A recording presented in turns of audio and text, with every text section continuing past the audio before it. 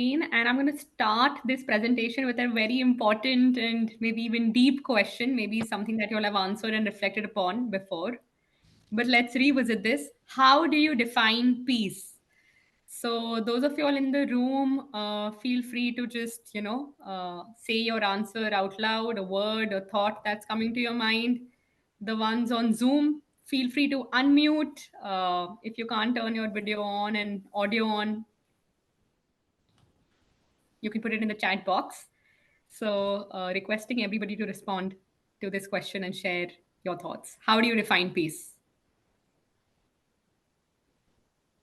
Do you want us to speak up? Yes, that would be great.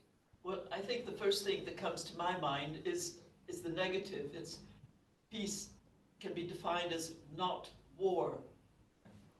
Okay, great. Thank you for sharing that. I think that's what you need to start trying to establish a peace. And a peace is not just the removal of war, but it's actually a kind of predictable basis upon which you can make plans for tomorrow with people that you may not previously have been willing to do that with. Okay, great. Thank you for sharing that. I also see Andy has written in the chat box removal of conflict. Anybody else? Would anybody else in the room or on Zoom like to share? There's a Welsh word, heddwch, which is not quite peace. It's a sort of combination of peace and tranquility. When in chapels, certainly not necessarily churches in Wales, there's a question, oes na heddwch, is there heddwch, peace and tranquility? Yes, Okay. and in the Slavic language, peace, the word peace is similar or the same as the word for calm, which is interesting. I just thought of it as David was speaking. Yes, that's very much the same. Yeah. Great. Thank you. I like Gandhi's definition, but I've forgotten what it is now. I think it might be yours, Mary. Google it quickly. I'll Google it quickly. Anybody else? Online or in the room? Hugh has written in the chat box an opportunity for people to achieve their objectives without obstacles.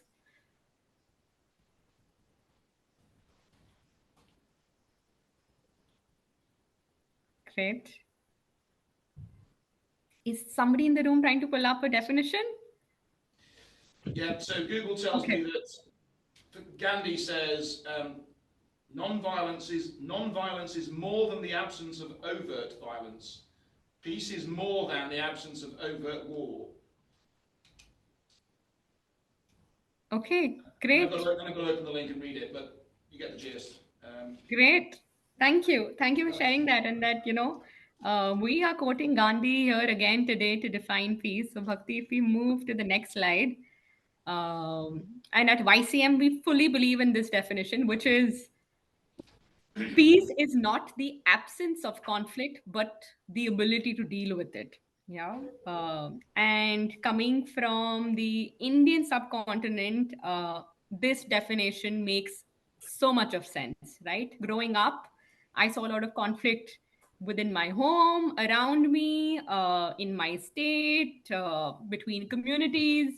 And India, I think, can be a perfect place to really live and understand this definition that peace is not the absence of conflict, but the ability to deal with it. So, let me give you a quick snapshot about India. I'm sure you all already know a lot about it. But India is a country where we have, Bhakti, if you can go to the next slide, where we have a population of about 1.2 billion people. We are the world's largest democracy. We have several religions in India, right from Hindus, Muslims, Christians, Sikhs, Jains, the list goes on. We believe in unity and diversity, but it's a challenge, right? And a lot of conflict also comes up there. I'm sure some of y'all would have heard about the Ayodhya Babri Masjid dispute.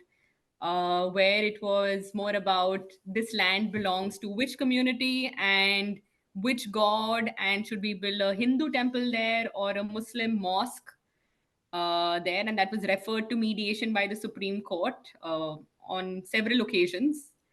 So, but why are courts in India supporting mediation or pushing for mediation? Nothing different from different jurisdictions in the world. Access to justice is a real problem. The pendency in Indian courts is alarming and is increasing as we speak, right? 44.5 million cases are pending in courts.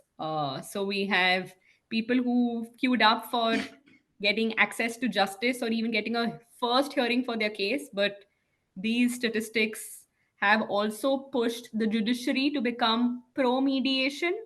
In the beginning, when court annexed mediation was coming in India, there was a lot of opposition to it. But now, given the fact that the water has risen above the head, we have people who've now become pro mediation.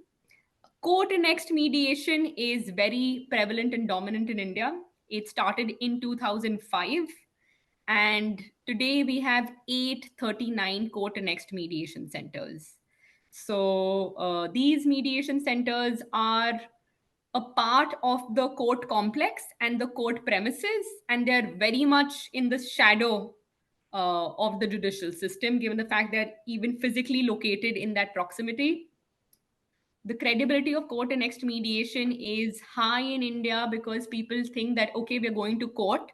So if it's not the courtroom, it's still the court annexed mediation center. So I've made it close enough. Maybe the quality of justice that I get here will be better than the quality of resolution that I receive maybe in a community mediation center uh, far away from the court. The pandemic hit all of us really hard, but if there was one positive that came out, 23 ODR startups uh, were established and gained popularity during the pandemic in India. We also have people who had supported eBay, who are based in India, and led the eBay team in terms of their marketplace resolution of disputes and using algorithms. Those leaders also built more ODR startups. They did this back in India even in 2000s, but guess what? They did not get the right response. They were recruited by eBay, and then I think the pandemic gave them a chance and opportunity to again revive those ODR startups rather than be a part of one single organization as employees. So that's India. Very difficult to describe India in one slide, but we've done our bit to give you a quick snapshot. Coming to mediation, is anybody aware of the Mediation Act 2023, or something you read in the news that India now has a standalone mediation law? Those of you all who were aware of this, please can you raise your hand if you all know anything about the Mediation Act in India? And those in the chat box, if you can put a Y for yes or N for no in the chat box, then I would know the audience in the room better.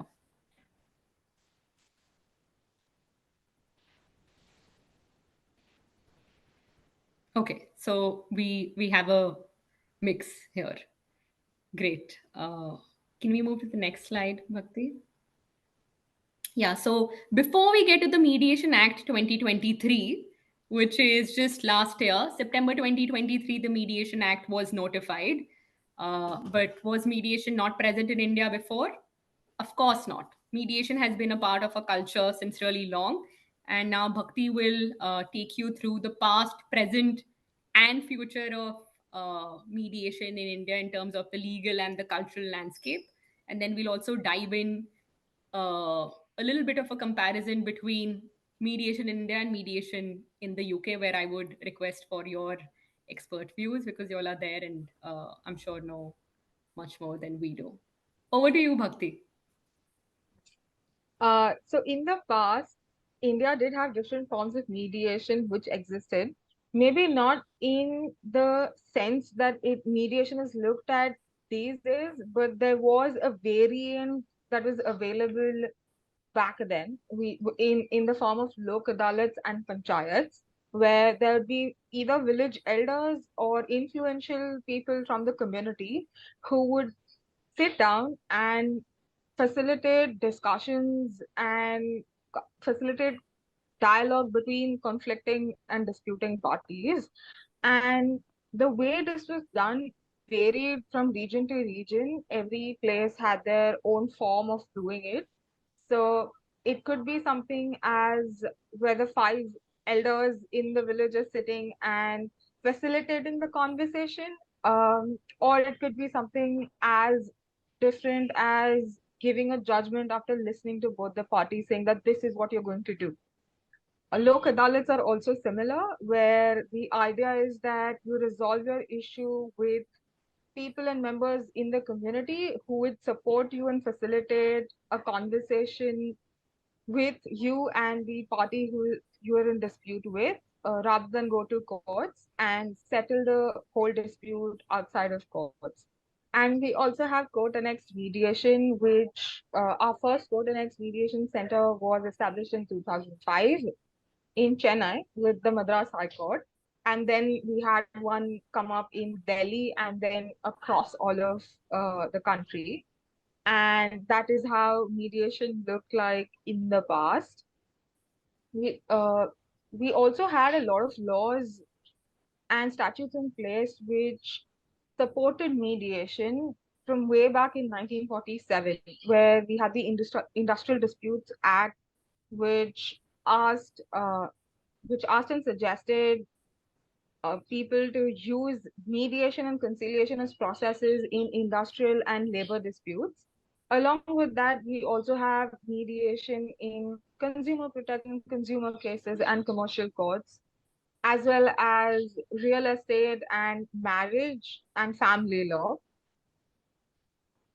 And the applications largely were in community and family disputes. They were not prevalent in other forms like commercial or consumer disputes. And a famous example here would be the Ayodhya Babri Masjid case, which was referred to mediation multiple times. In the present, we have four forms of mediation: community, private, institutional, and court annexed. And we have the Mediation Act 2023 now in place.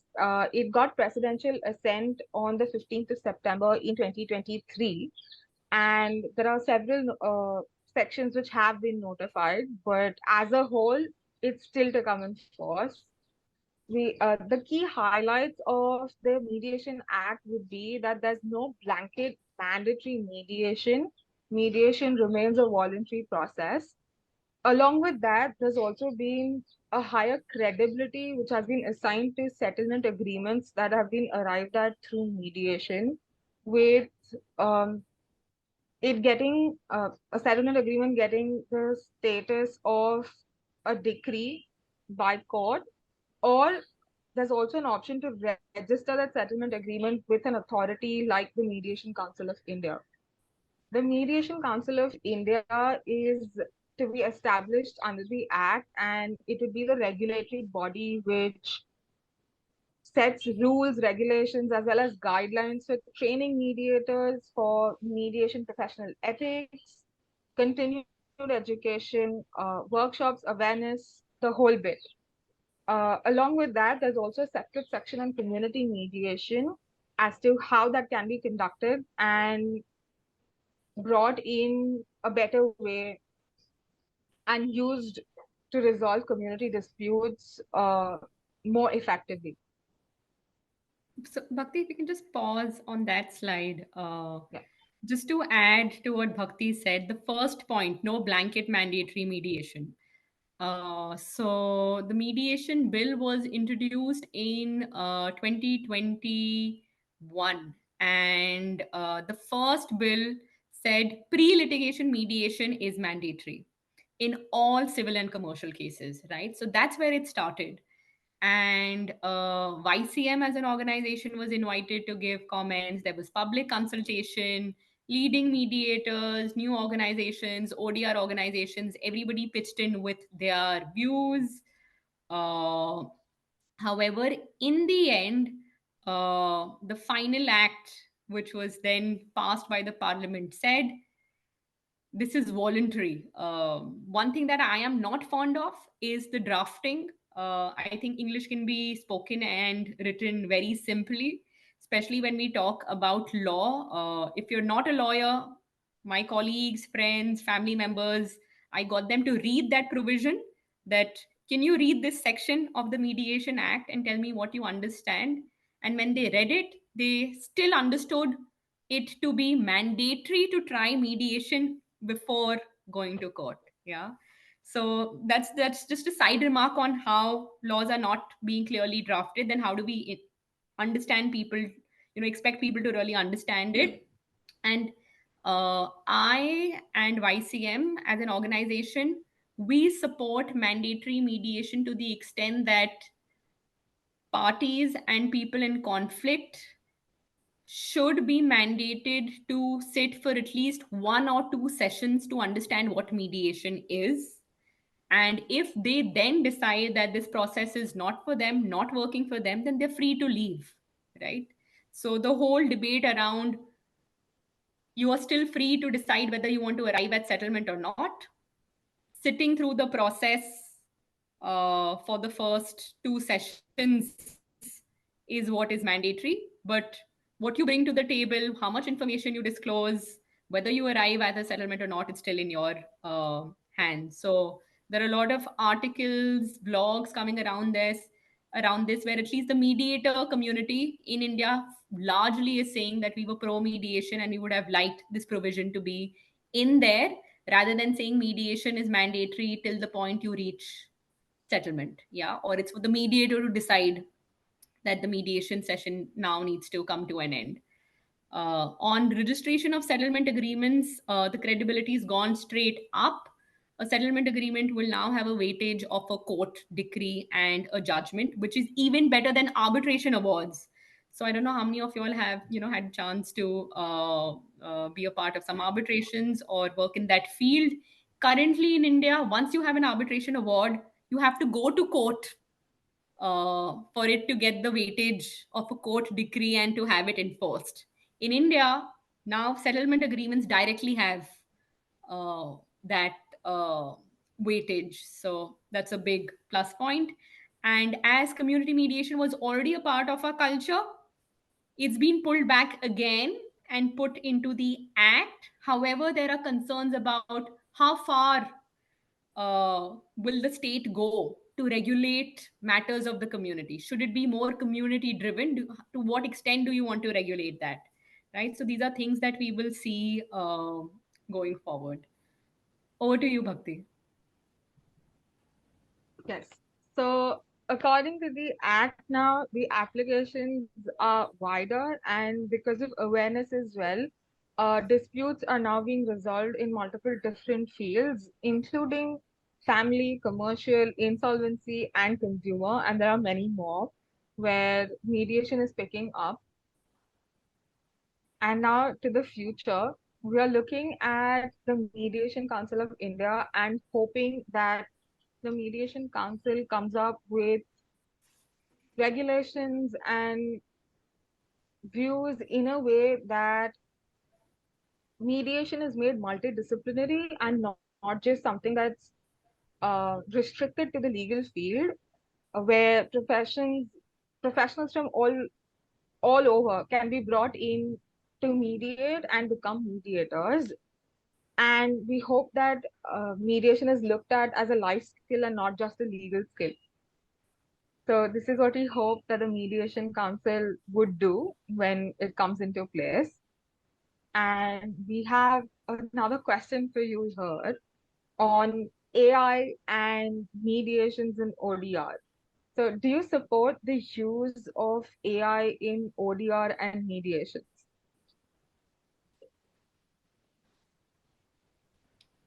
Can we have a raise of hand for yes? And if it's no, then you can keep your hand down. And similarly in the chat box, if you could put a Y for yes I in the have my chat box. hand halfway up. My hand Halfway is up? halfway up. I'm with you. Okay. Thumbs down Okay. from me. Is the halfway married for the ODR? You're okay with ODR, but not with AI. Mm-hmm. Yeah, no, Okay. yeah, No, yeah. no, my hand is halfway up because I attended a seminar recently by someone in Hawaii, uh, where it was talking about using chat GBT to simulate a mediation for the purposes of practicing after you have been trained. So the chat GBT can be two parties, it can decide what the dispute is, it can be the lawyers on both sides, and it can also be the coach to you, the mediator, giving you Mm-hmm. feedback silently or secretly as you go along. And I think that the seminar was terribly interesting, and it changed my view in terms of the uses. And I think in simulations for practicing mediation after you've been trained, there seems to me to be a not a bad thing. That sounds Great. great for training, but I think your question is about real Mm-hmm. life mediations, isn't it? That's right. Yeah. I don't know enough about how AI could operate in a real Mm-hmm. mediation. So unless someone can explain it to me and justify it, I don't see how it could work. Because when I'm in the room mediating with participants, I'm not sure how AI can help me. Somebody will be able to tell me how it does, I'm sure, but I don't know. Can you help me on that? Yeah, so to be honest, I've not made up my mind on this either. But I know that because we don't have answers to the question that you've exactly asked, we are not there yet. But we definitely will see movement in the future where AI is also being used in online mediations. Yeah. But to just give you an example, on the basis of my conversation with ODR leaders in the world and in India, they say AI can at least help a lot in consumer disputes. And I gave you the eBay example where they were already using some sort of algorithms where a software would make proposals that you can settle for A, B, C to the consumer, and then the consumer can decide.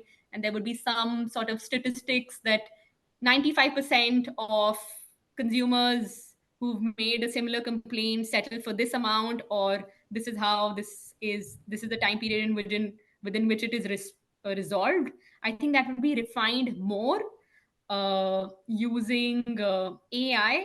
But the strong caveat that these ODR leaders shared with me, there's still a need for human review and human intervention. You cannot completely leave it to AI. We won't be there at least in the next 5 to 7 years. So that's what they said. But let's see how this field develops. Of course, there are a lot of ethical concerns with AI, a lot of regulations coming up across the world on the use of AI.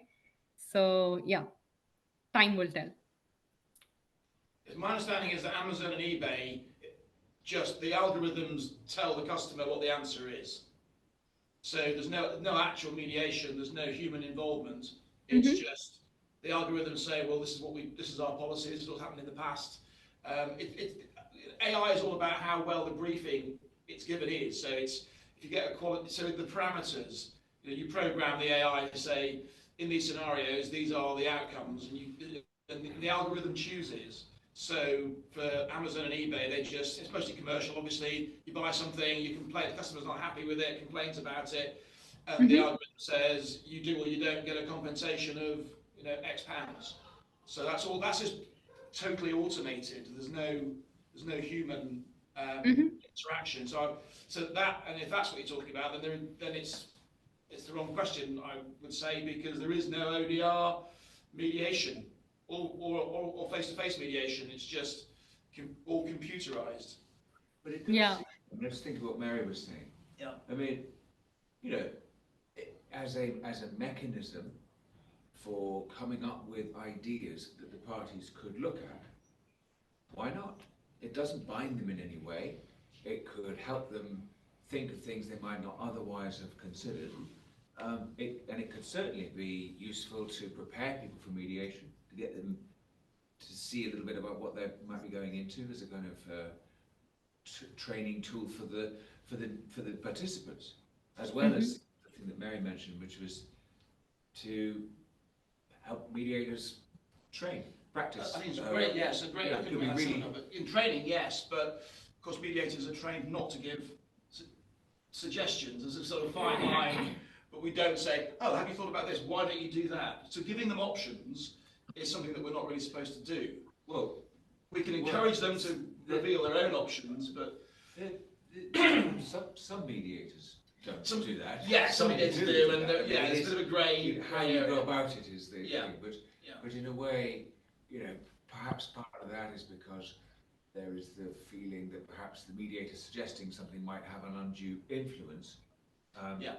Less so with the computer, it's just kicking out options, to look at and consider. It's not. It's going to have less influence. So I could really see how it could be a useful add-on, but I think I take the point that ultimately you want a human intervention to keep things from going too wild of the rails. Yeah, and then if we go down that road, you end up with the danger that the whole mediation world changes so that we all conform to the AI. Yes. And if it's all right for AI to come up with ideas, then it's okay for me to come up as a mediator with ideas. And then you're sort of changing the whole dynamic of mediation. Yeah. I'm not saying that's a bad thing, but I'm just saying that's a possible route that we're going to end up going down if we have too much AI. I don't want to sound like a Luddite.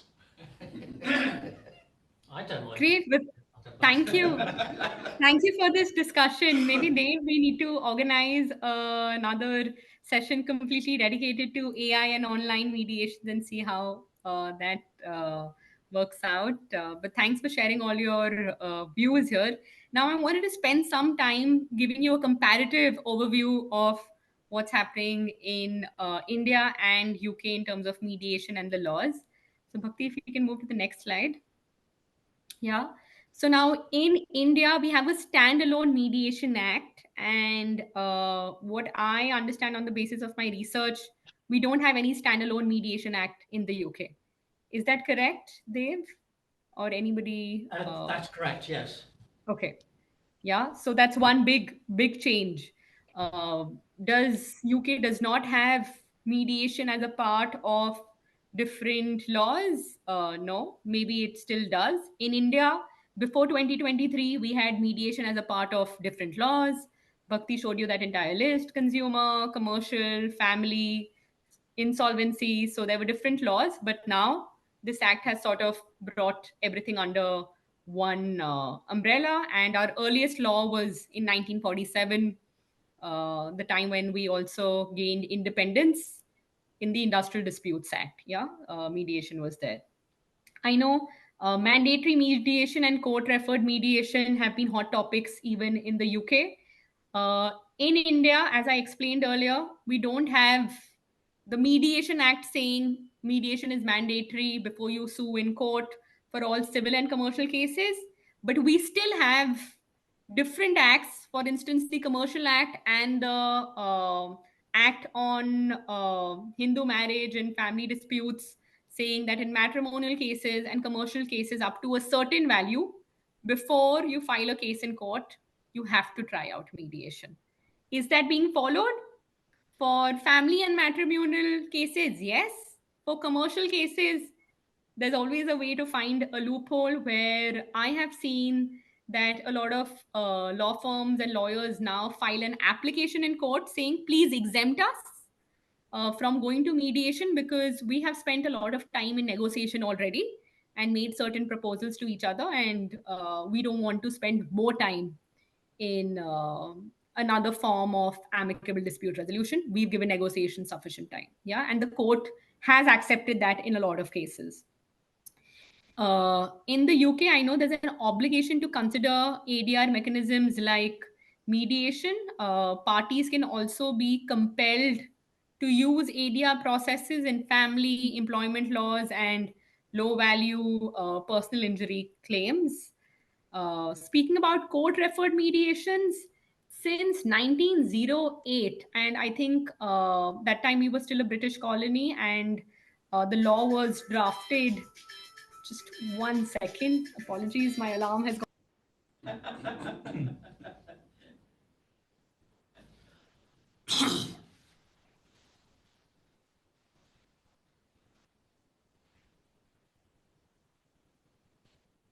Yeah, so since 1908, the courts in the country should refer cases to ADR mechanisms. Mediation is only one of them, right? So we've had that for a long, long time. And the AFCON's judgment, listed what cases are suitable to be referred to mediation, what cases are not suitable. But of course, the discretion has to be exercised by the specific judge or bench. In the UK, recently we had the Churchill judgment, and I think in 2023 December, the Court of Appeals upheld the ruling that courts can order parties to mediate or use ADR processes. And I think a request was made to lay down guidelines on, how do they exercise their discretion. But I think that depends on case to case basis, and that's not been exhaustively defined. Yeah. Can I, can I just Uh, can I yes, just come in please. on that? Yes. Because I think people have taken the Churchill judgment as being much more powerful Mm-hmm. than it really is, because it was really just a question of whether the judge was entitled to grant a stay. And Mm-hmm. for the, the one party, Churchill, the individual, to consider using the council's ADR process. So I think it's much more limited, and Mm-hmm. what you've stated there, courts can order parties to mediate or use ADR processes. I don't think is actually correct. Okay. I think the thing about Churchill is it means people, or rather lawyers, will be less likely to argue against the judge if he says, I think you should Yes. go for mediation. Yes. Mhm. There will be a strong encouragement, and as Annie's just said, parties and more importantly their legal representatives will take cognizance much more of a judge encouraging the parties to mediate. I thought they could, Dave. I thought they could. There was two things. They can either stay proceedings to encourage, or they can mandate. They can say you must try mediation or any other non-court-based dispute resolution. No, Churchill was 2 points. One was the stay, but the other one was to consider adopting the council's ADR procedure. It was not thou shalt do it. Okay. But to engage, So, to consider engaging in. It wasn't just mediation, it was Yeah, ADRs. any included non-court-based, NCBDR as it now is. So I think this discussion is great as well. So I'll have to be honest, I've not read the entire judgment, but I've read up a lot of articles and updates on the judgment, and that's how Bhakti and I understood it. But Dave, for sure, we'll be happy to share those with you. But all in all, we can say that it was at least observed that, staying a court proceeding because an ADR process is ongoing does not violate anybody's, human right or access to justice or access to court. So at least we can be on the same page there. But let's dive in deeper because my understanding of the judgment still is that courts can order parties to mediate or use ADR processes, but they did not go to the extent of defining when can they order and when they should not order and how they should exercise their Separated discretion. policy. But let's park this point and dive into this deeper. Happy to come back to the Breakfast Club to attend a session separately, maybe on that judgment. Uh, Moving on to the regulatory bodies, in India, we will have Mediation Council of India, which will be the first one. It's going to be a statutory body. We will have a lot of government officials. And the mediation community here is also trying to push for a lot of mediators to be on this body because they said, like any other professional regulatory body, be it the medical council or any other council, you need people from that profession to be represented on that body. So time will tell, is it going to be 50-50, 40-60, what that representation is going to look like, we will know in time.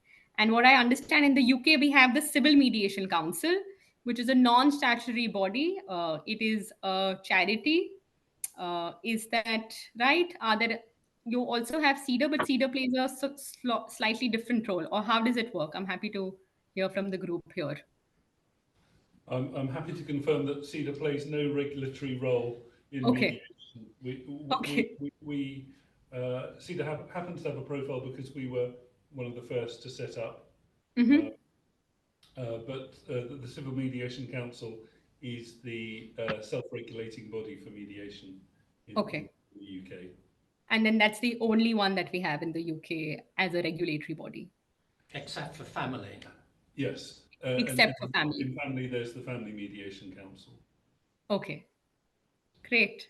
Thank you. Thank you for sharing that. And then coming to requirements to become a mediator in India, right now we have the 40-hour basic training that's happening by different institutions. YCM is also doing that. In the future, maybe the Mediation Council of India sticks to it or prescribes something more or less. Time will tell. And I know in the UK also, the 40-hour model is still followed, right? And across the world now, trainings are happening online, offline. When I got trained over a period of 5 days in one go. At YCM, we think 5 hours together can be too intensive. So we're certified by the International Mediation Institute, and they've accepted our model of training people over 3 weekends. So people get time to reflect, come back, and then they're assessed on the fourth weekend. So it's almost a month-long course. I am aware of other institutions who are doing it over a period of 6 months, and they meet once a week to cover a particular module, and they meet for 6 months continuously on 1 week of the I have a day. question. Yes. I have a question. You, under topic there, you say requirements to Mm-hmm. become a mediator.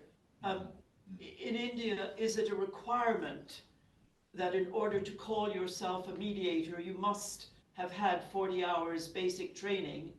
Because in the United Kingdom, there isn't a requirement as such. Mm-hmm. You just set yourself up as a mediator, but you wouldn't be recognized by the Civil Mediation Council or anyone or any other body if you didn't have the training. But there is no requirement. In India, is it a requirement?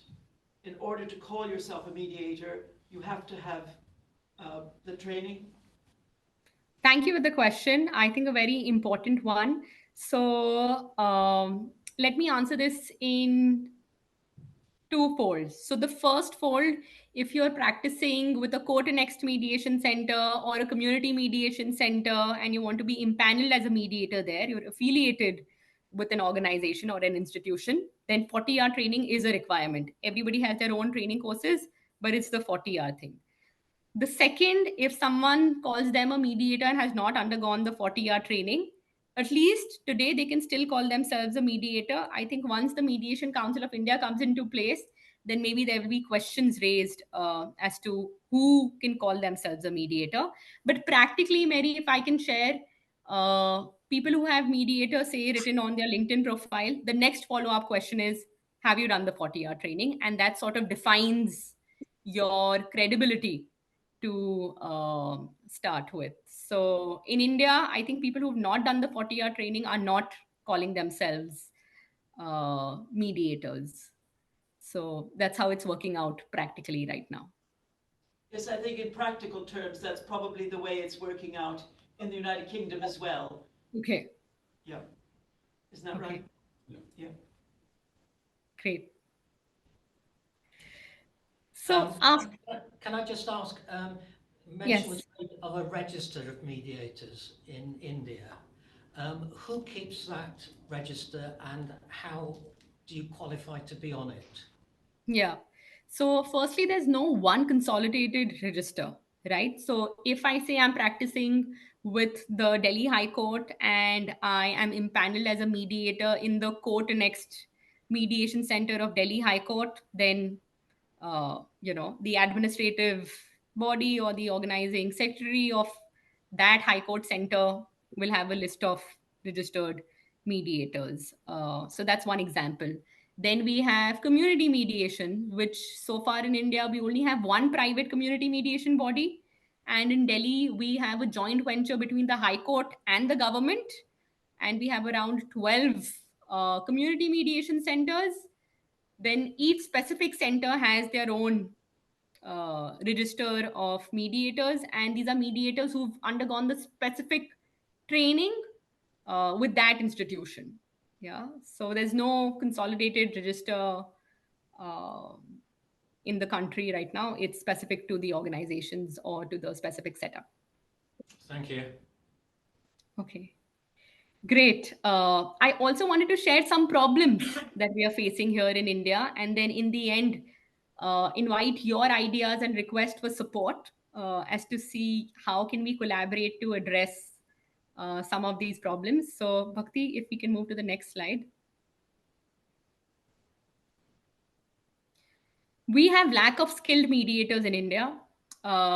It's great that we have a mediation act, but I'm a person who is passionate and I support bottom to up growth rather than top to bottom, where you impose a law and people don't know about it. We don't have the resources, so it's not going to be implemented. It's as simple as that, or it's going to take really long, or it's going to be poorly implemented. uh, so one problem that we have currently in India is lack of skilled mediators. Why? These are the different hurdles. Mediation trainings are very costly. They're not recognized or accredited. They are theory heavy, which is unfortunate. They are inaccessible because most of them are 5 days in your working life at a specific place. So there aren't many online mediation trainings. They're long and exhausting, and there's no career support. So basically, India is facing a problem where a lot of people are just paper mediators and they don't have a space to really practice mediation. Or they want to get trained, but the mediation is too expensive. If the mediation is not expensive, then there's a question mark regarding the quality. It's not recognized, it's not accredited. So, a lot of problems. At YCM, we are trying to do our bit to solve this problem. So our mediation trainings are affordable. At least whatever is available out there in the world, where at least one third, and in some cases half of that fee. We are still ensuring high quality because we are certified by International Mediation Institute, again, which is a self-regulatory body certifying different mediation training organizations for their quality and excellence. Mediation cannot be theory heavy, so we have a lot of role plays customized to the region, a lot of practical learning activities even other than the role plays, real life topics, hot topics turned into simulations and exercises. We do our trainings online, and I already shared the weekend model with you, so people have time to reflect, can still continue earning a living and do this on the weekends. We try to make our trainings fun, and most importantly, try to provide our trainees post support, right? Proactive career support, be it through internships, observation opportunities, networking, you name it. And we're doing our best with support of many people like Dave, also present here, to support these trainees to continue their mediation journey. So one problem is lack of skilled mediators. That's the supply side. The other side is demand for mediation. So Bhakti, if you can move to the next slide. There's insufficient demand for mediation. And the little bit demand for mediation is also pushed, right? Because India is now known for its courts referring cases to mediation. And when a court refers a case to mediation, parties don't have the option of saying no. That's the practical reality, right? Even if the court is saying, I am suggesting, uh, out of respect, or the lawyers advise the parties to the conflict that even if you don't want to be there in good faith, because the court has said it, the judge has said it, let's give it a try. Yeah. So that's what it is. Mediation has been lawyer dominated, so to say.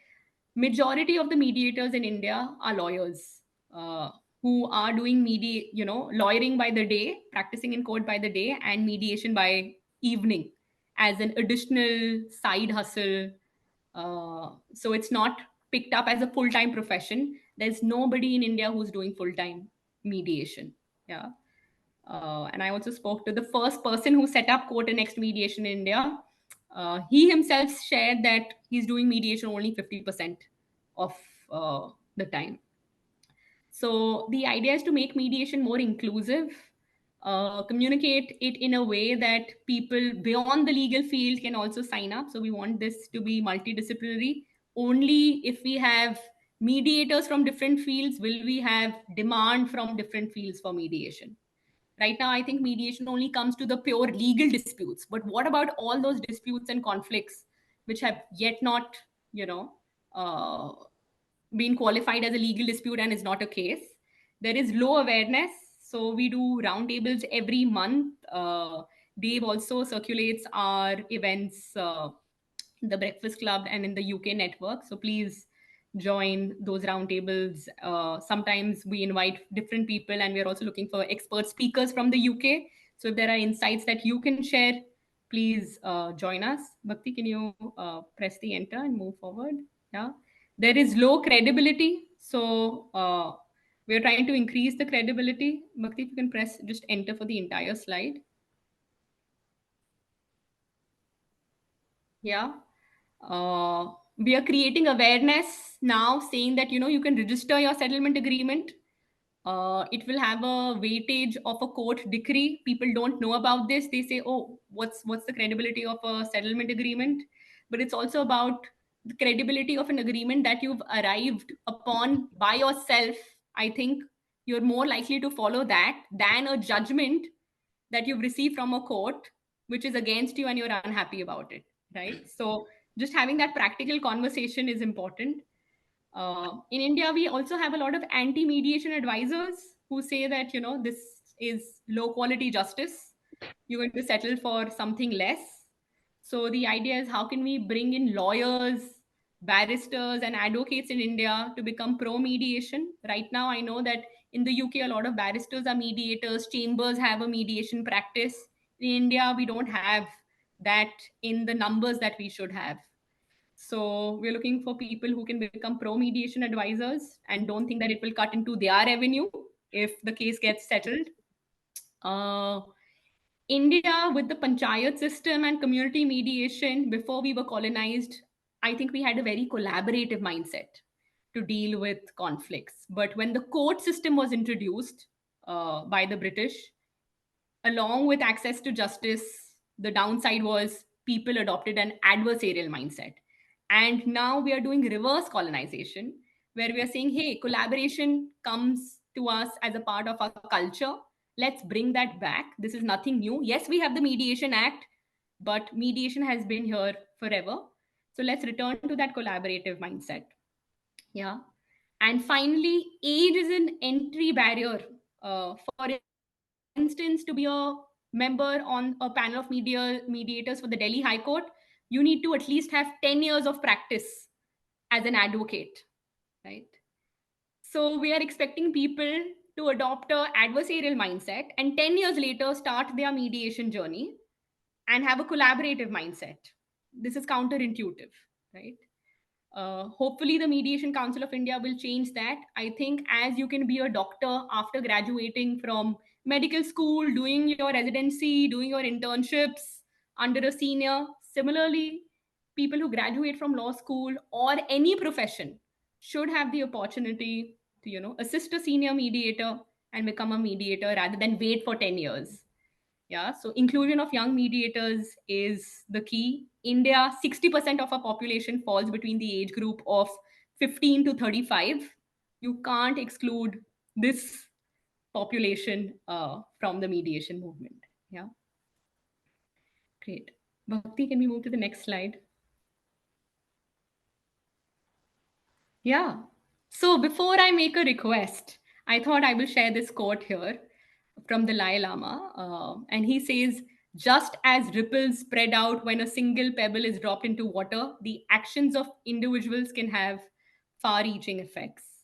Yeah. And at YCM, I am honored and I am feeling very grateful that we have a panel of over 100 expert friends from across the globe. Dave is one of them who help us solve these problems that we are facing in India. And today I had a specific, let's say, menu of options how you could help us, right? I know all of you all are situated differently in your career, time wise, but we are inviting you to say yes to friendship with YCM, become our expert friend, support the mediation movement in India. These are some of the options. Provide our trainees with observation opportunities, be it online or offline. We have a lot of students studying in London as well. Yeah, so we can also facilitate that for them. Internship opportunities, connect us to UK universities in India. We're the first one setting up peer and community mediation chapters in universities. We did it in a private university in Delhi back in 2018, right before the pandemic. And now we have 5 university chapters in India. We want the young people to be involved. Join us as a coach, trainer, or assessor for our trainings. We also do mediation competitions, and we also do a IMI certified training. So it would be great if some of y'all can volunteer to come in as a coach, trainer, or an assessor. And finally, we do a lot of roundtables and webinars. So we would love for you to come and speak about mediation. So I will request all of y'all to take a second. If you scan this QR code, you get this menu of options. And if you can fill that out, that would be great. If one of you can confirm that this QR code is working for you, maybe one person from the room. Okay, great, thank you. And one person from our Zoom chat, from our Zoom group here. If y'all can confirm this is working, then that would be super.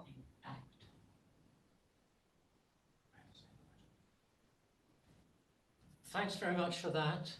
I think we've got time for 2 or 3 questions. I Yes. saw that Hugh Elder posted a question. Hugh, Mhm. if you're still on, could you ask your question again, please? Yeah, sure. Kudrat, first of all, thank you very much. It's a really interesting talk, beautifully presented. I wanted to ask whether the Register of Settlement Agreements is a public register, and if so, does that infringe the confidentiality of mediation? Yeah, thank you, Hugh. So, again, when the bill was under consultation, exact same concerns were raised about confidentiality.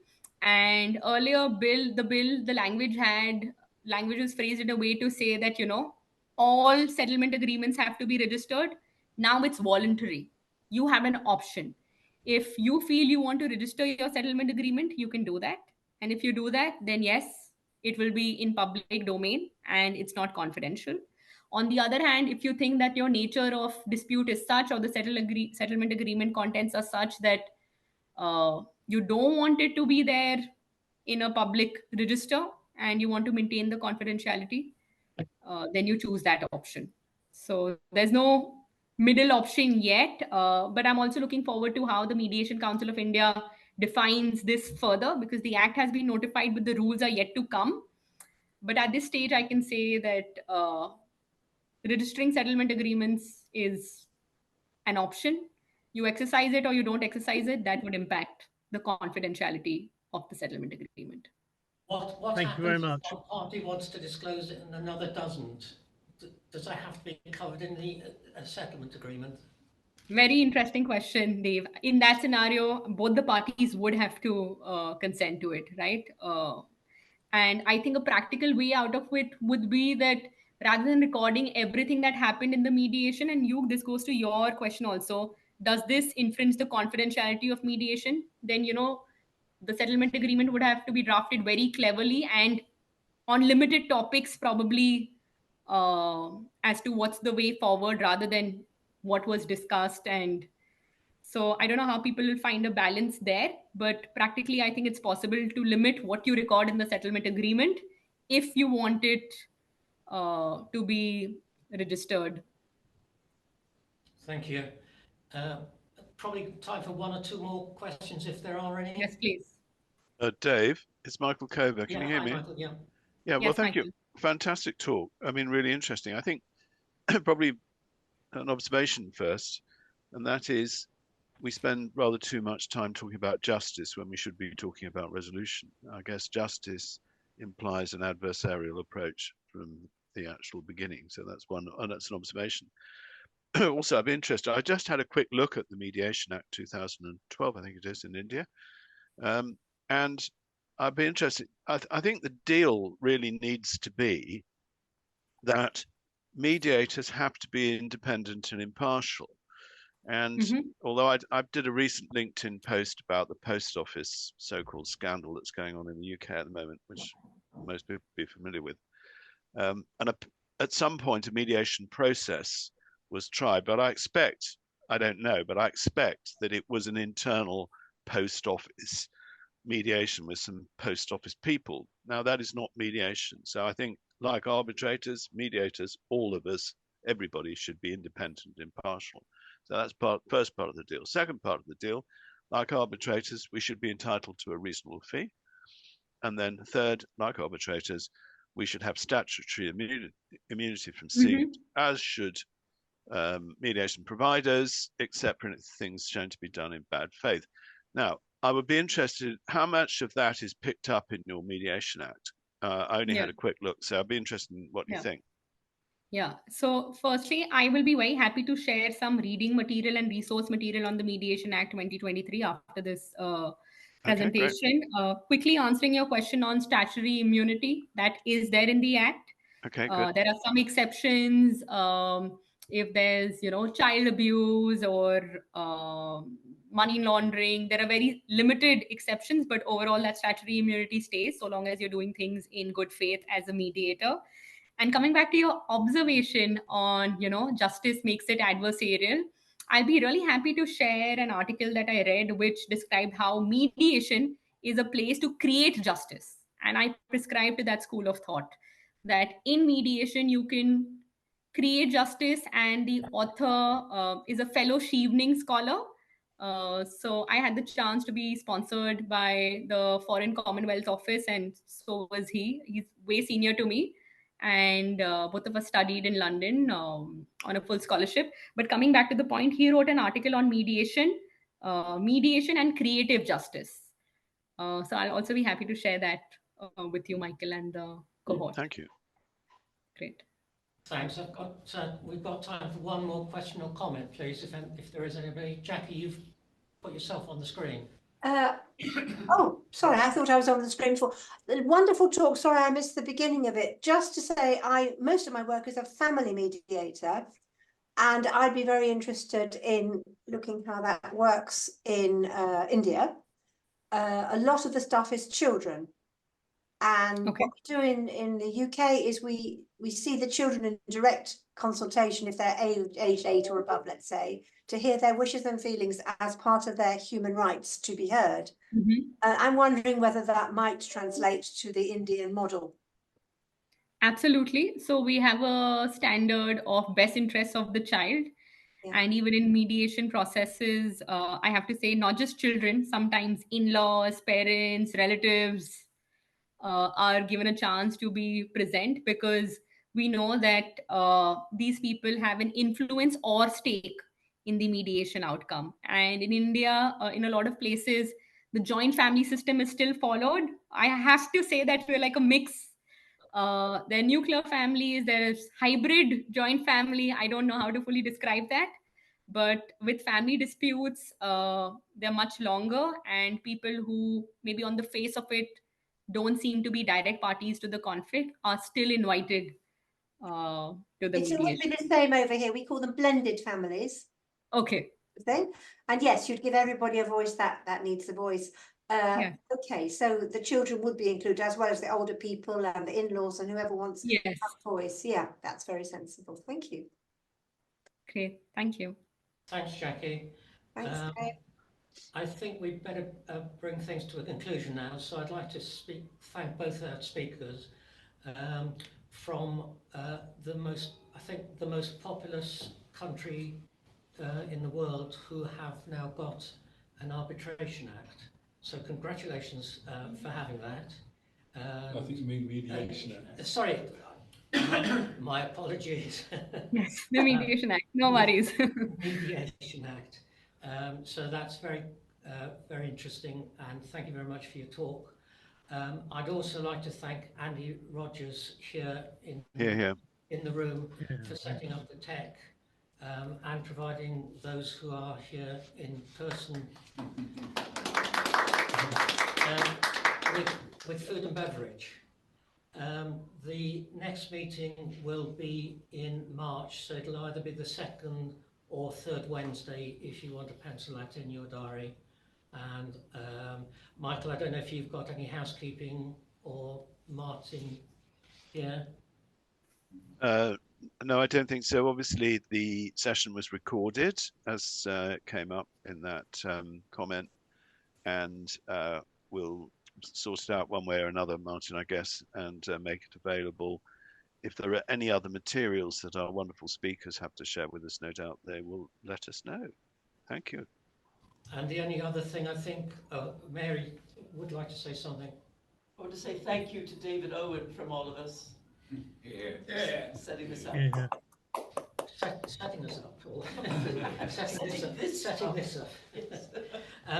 And finally, from me, there's an evening social tomorrow, Central London.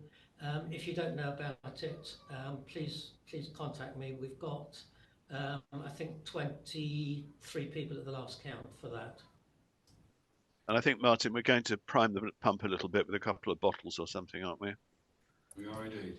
Okay, that's now an incentive. Sorry you can't, our Indian friends, I'm sorry you can't join us, but we'll toast you, think of you. Yes, please do. Next time I am in London, I will try to join you all and meet you all in person. If you all happen to be in India, please do reach out. We will also share our contact details and LinkedIn handles. So we'd love to stay connected.